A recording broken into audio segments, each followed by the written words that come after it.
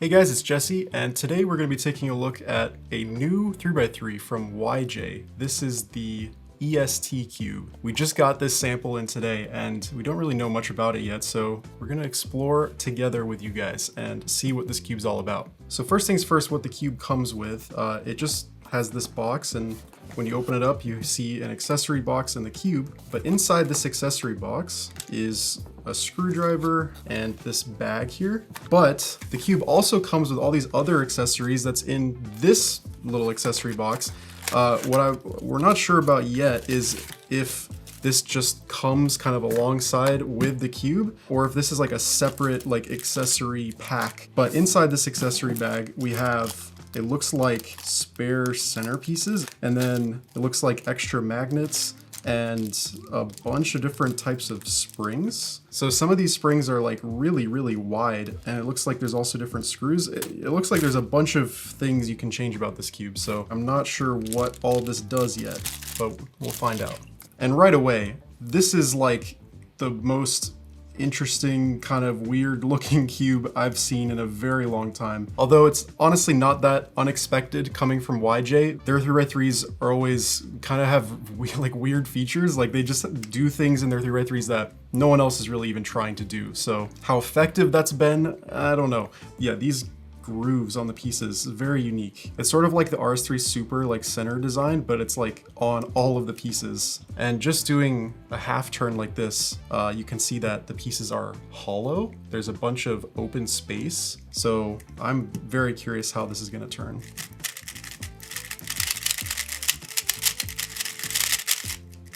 Okay.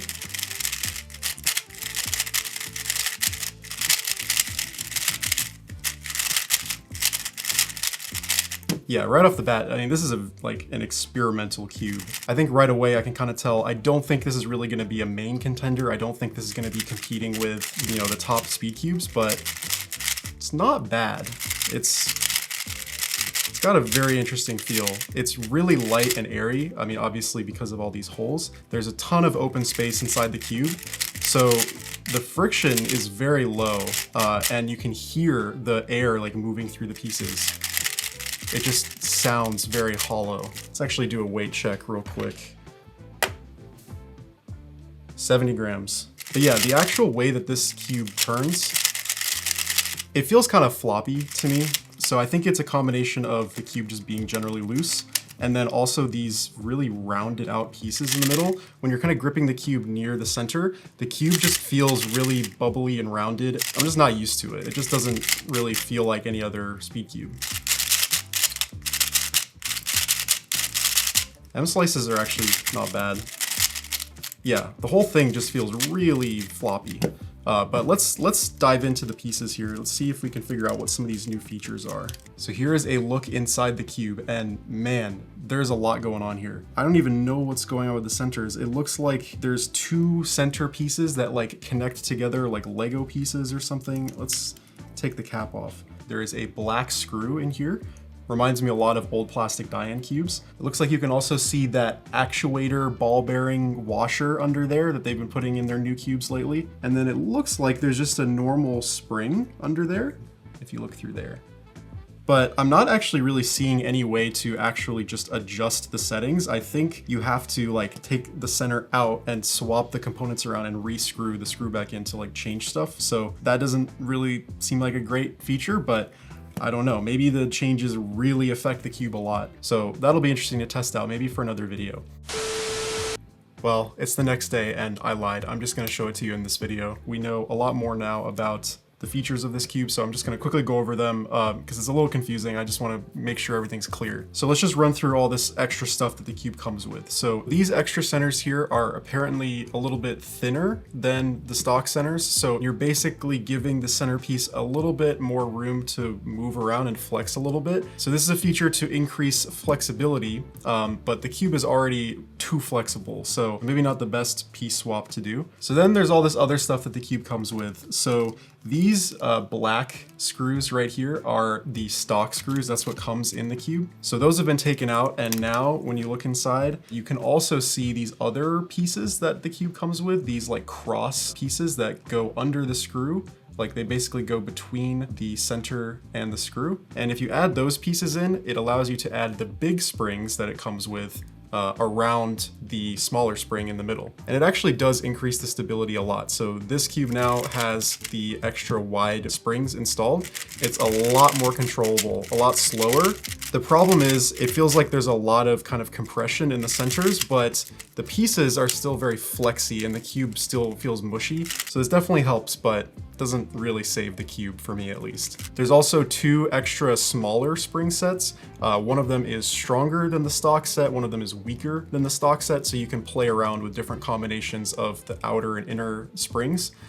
There's only 1 set of the big springs. There's also the micro actuator ball bearings, which funnily enough, with the stock screws, these black screws, they don't do anything at all because they don't even touch the top of the screw. They also come with these really fat washers that, again, don't do anything and don't need to be there. And another great feature of the cube, if you add this little cross piece thing here under the screw and then also try and keep the actuator in there, there will not be enough space to put the center cap on. Like there's just not enough space in the center. So yeah, the micro actuator, that definitely is just like, they just did it because they could, I guess, but it literally does nothing. So it comes with these extra screws too, and these screws are flat on the underside, whereas the black screws that it comes with do have a taper under the head right here. And what I'm imagining is that the taper kind of makes the center like stay in place more. It doesn't have as much room to wiggle around. So that would be a stability feature. And I guess if you want to make it less stable, again, then you can add in the extra screws. Apparently there's also a way to use these completely like normal non-ring magnets to make the cube maglev. All we can seem to figure out is that it involves using this cross piece, and you basically would put like 4 magnets on each side of the cross, like underneath it. But then we can't figure out where in the center the bottom magnet would go that would repel. So yeah, we don't really know how to do maglev yet with this cube. There are still mysteries yet to be discovered, I guess. So basically it seems like the only thing that's really worth changing in this cube is adding the big springs. All the other features just seem to make the cube just more unstable, which is not what you want with this cube in particular. So if you get it, just take the actuator washers out and add the big springs in and it'll probably be good. Anyways, those are the accessories. So let's go back to yesterday. Something that just worries me just looking at this design are these little bits here. They don't sit flush, but I guess that's just okay because there's enough room in the center. Yeah, you can see those little bits just kind of sit right above this center skirt. And then you can see the kind of magnet assembly in there, but it doesn't look like there's any way to adjust magnet strength. And then here's the corners. This is very interesting here where it kind of just plastic like just bends down. When you just look at the corner on its own, it looks like someone went and did that, like they bent the plastic, but that's just intentional. And then we get core magnets and just some basic ridges here on the pieces. And these magnets aren't adjustable. Honestly, I don't know what is adjustable in this cube. I don't really think there's anything except for like unscrewing all the screws and like swapping springs around and stuff. So yeah, like I said, very experimental. I'm not really sure kind of what the thought process is behind a lot of the stuff they're doing here. And once again, it seems like YJ just isn't really interested in making like a mainstream 3x3 that would appeal to a wide audience.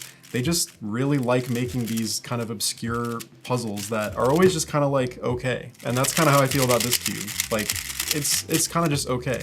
I think if you are someone who really likes to mess with their hardware, kind of play around a lot with spring setups and maglev setups, and you like switching magnets around, stuff like that, this could be a fun cube to get and just kind of tinker with. It's definitely got some interesting design ideas that they're trying out here. As like a serious main contender, I don't think many people are gonna opt for something like this, but as of right now, I actually like this a lot more than the MGC Evo V2. So it's probably the best YJ 3x3 out right now. Maybe not saying much, but yeah, that's just my initial thoughts on the YJ EST. We're gonna keep playing with this cube for sure, and I bet Steven is gonna find some sort of combination of settings that makes it really good, and maybe we'll make a short about that or something. But for right now, if this cube just sparks any sort of curiosity or interest for you, definitely check it out at the link in the description, and that'll do it for me. See you guys later.